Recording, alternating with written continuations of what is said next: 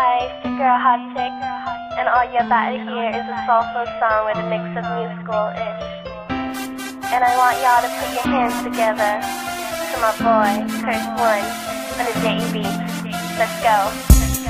Di ko maipaliwanag ang aking nararamdaman. Pagkatabi kita, di ako makapagsalita, pero di ibig sabihin nun na ayaw kita at di kita gusto. Sadyang kumakabalang ang damdamin ko. Gusto ko mang sabihin sa'yo, pero malakas ng hiya ko.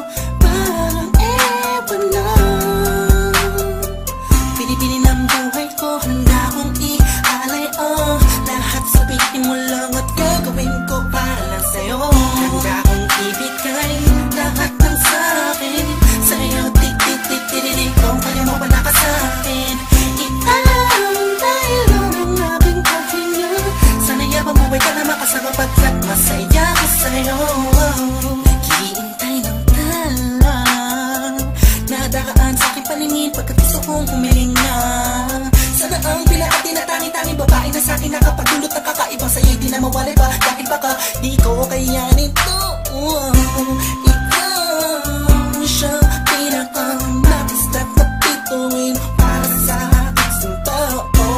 At ikaw din na siya nagsisilbing matamis na panaginip ko. Handa kong ibigay lahat ng sa'kin sa'yo. Tik-tik-tik-tik-tik kung kaya mo wala ka sa'kin. Ialam dahil lang ang aking paghinga. Sana yabang buhay ka na makasama pagkat masaya ko sa'yo.